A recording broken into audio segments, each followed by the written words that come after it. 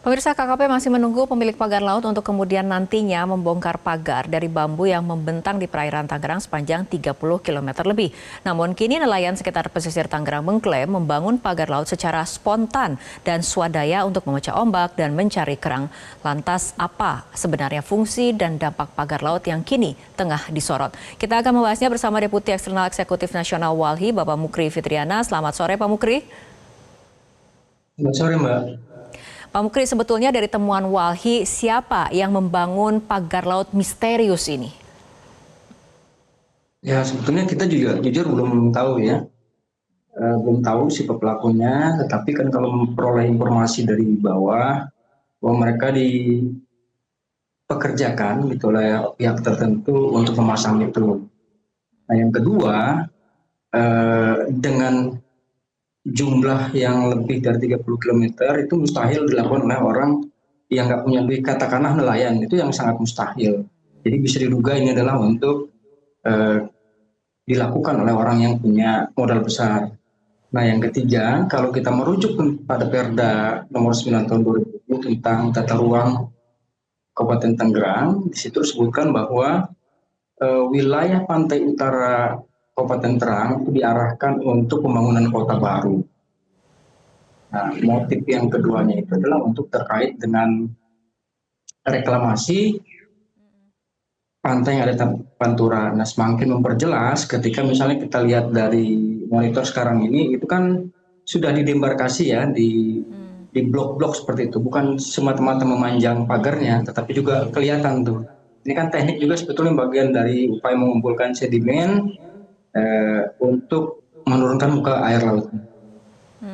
Tadi kan kemudian ada pernyataan dari nelayan yang mengatakan membangun pagar laut ini secara spontan, secara swadaya untuk memecah ombak dan juga mencari kerang. Lantas bagaimana kemudian komentar dari Walhi? Ya, bisa aja tanggapan mereka seperti itu. Tapi kan mayoritas yang namanya upaya untuk mengumpulkan kerang, sebagaimana juga ada di Jakarta, juga metodenya nggak seperti itu, gitu ya. Nah, kami tetap berkeyakinan, ada dugaan kuat bahwa ini memang bagian dari rencana untuk mereklamasi pantai. Lagi-lagi rujukannya adalah tata ruang, disebutkan wilayahnya pun ada di pantai utara. Oke, Pak Mukri, mungkin tidak sih sebetulnya pagar laut sampai sepanjang lebih dari 30 km ini dibangun tanpa tahu siapa pihak yang membangun, atau mungkin tidak pagar laut sepanjang ini mengantongi izin kesesuaian kegiatan pemanfaatan ruang? Yang pertama ini apa ya, sejarah baru di sepanjang Republik Merdeka ini ada yang namanya pagar bambu 30 kilometer gitu ya. Kemudian kalau dibilang perizinan karena memang peruntukannya belum jelas kecuali arahan tata ruang ya. Untuk arahan tata ruang lagi-lagi disebutkan untuk pembangunan kota baru, dan di situ juga disebutkan bahwa upaya reklamasi pantai akan dilakukan. Oke, sampai saat ini kan pemerintah kemudian masih menunggu siapa pemilik ataupun yang membangun pagar laut itu. Tapi sebetulnya sulit tidak bagi pemerintah untuk mengetahui siapa ataupun pihak yang berada di balik pembangunan dari pagar laut ini? Ya kalau mana ada lah nunggu maling mau ngaku saya maling gitu kan, jarang-jarang lah yang maling ngaku itu. Nah, kemudian sulit atau enggaknya ya terlalu sulit. Apa yang membuat sulit? Negara ini kan punya perangkat, banyak ada aparat kepolisian.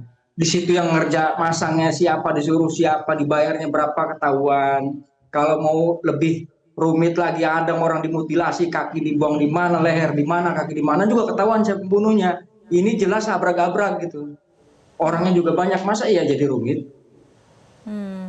Pak Mukri, bagaimana sih sebetulnya dampak dari keberadaan pagar bambu ataupun pagar laut ini bagi lingkungan, bagi nelayan? Ya kalau buat lingkungan, yang pertama ini kan dia menjadi penghambat laju arus air ya. Satu, yang air terutama yang ada muara-muaranya, baik dari muara ke pantai atau sebaliknya. Dan konsentrasi sampah nanti itu akan dikumpul, memang itu salah satu upayanya untuk ngumpulin sampah supaya ada pembenar ketika nanti dia datangkan material baru berupa reklamasi itu. Nah, yang kedua, memang kita belum melihat kasat mata ya di wilayah mana aja terumbu karang itu ada. Jadi kalau ternyata memang terumbu karang itu bagian yang tertimpa material apa namanya untuk menancapkan bambu-bambu pagar itu, dia juga akan rusak. Sementara kita tahu ikan-ikan pinggir itu kan banyak berhimpun di terumbu karang. Oke, Yang Pak paling Mukri, mungkin seperti itu sih Mbak. Yang oke, paling Pak mungkin Mukri tadi sementara berulang ini. kali Yang ketiga mengatakan itu adalah, mengenai yang ketiga tentunya kekeruhan ya, keruhan dia. baik. Pak Mukri tadi Anda mengatakan berulang kali mengenai ada kaitannya ini dengan reklamasi. Apa sih sebetulnya dasar dugaan ini? Yang pertama, dokumen rencana pembangunan jangka panjang Kabupaten Tangerang itu sudah dari awal menyebutkan di tahun 2011 sampai dengan tahun 2030 itu begitu di RPJMP-nya. Kemudian di tata ruangnya juga perubahan terakhir ya di tahun 2020 gitu ya, menyebutkan juga arahan tata ruang nggak pernah berubah sampai dengan saat ini. Nah, kalaupun mau direvisi kan begini, di dalam tata ruang itu dia fungsinya kan sederhana sebetulnya, mana zona-zona yang boleh dimanfaatkan dan mana zona-zona yang tidak boleh dimanfaatkan. Nah, buat kita itu menjadi pertanyaan besar. Aneh gitu, kalau nggak ngerti nggak mungkin. Kenapa? Contoh yang paling sederhana. Dari luas total Kabupaten Tangerang 103.000 hektar, dia punya kecukupan RTH, ruang terbuka hijau, hanya 13 hektar atau 0,1% dari total luas wilayah.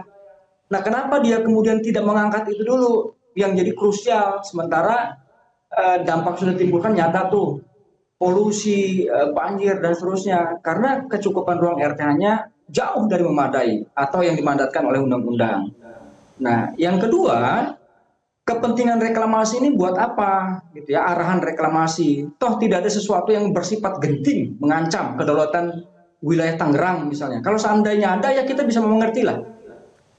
Nah, jadi membuat tata ruang itu, membuat peruntukannya itu sesuai apa yang dimungkinkan diinginkan oleh masyarakat, bukan oleh kepentingan pihak-pihak tertentu.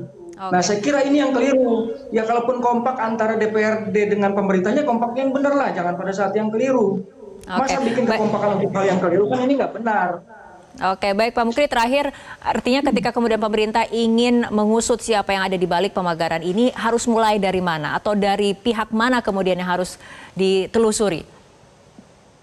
Ya ada juga lah, misalnya contoh begini, Bang Marwara itu pernah bilang siapa yang bisa menemukan Harun Masiku saya upah sekian miliar. Nah kalau negara juga nggak mampu ya bikin aja seperti itu. Kalau ditunggu 20 hari kan lama gitu Oke, ya. Bikin sayembara, nggak ada yang sulitnya. Negara punya uang kok walaupun APBN-nya masih defisit. Nah yang oke, kedua itu datengin karena di situ mustahil nggak tahu di situ ada pos TNI AL, ada pos Airut, terutama yang di Keronjo ya. Ada gitu. Jadi gampang lah dilacaknya lah. Nggak rumit-rumit amat. oke, Kalau baik. nggak kurang lagi, misalnya rumit lagi pakai citra satelit. Banyak tuh LHK punya tuh yang bisa dia memantau jarak 20 meter citra satelitnya. Ketahuan tuh siapa orang-orang yang berlayar kapan, jam berapa. Kurang juga Oke, bisa bantuan civil society yang punya inilah, punya program-program citra satelit gitu ya untuk oke, mendukung baik. aktivitasnya. Kita tunggu bagaimana langkah pemerintah berikutnya untuk mengusut tuntas siapa di balik pemagaran ini. Terima kasih Deputi Eksternal Eksekutif Nasional Walhi, Bapak Mukri Fitriana, telah berbincang bersama kami di Metro hari ini. Jelajahi cara baru mendapatkan informasi. Download Metro TV Extend sekarang.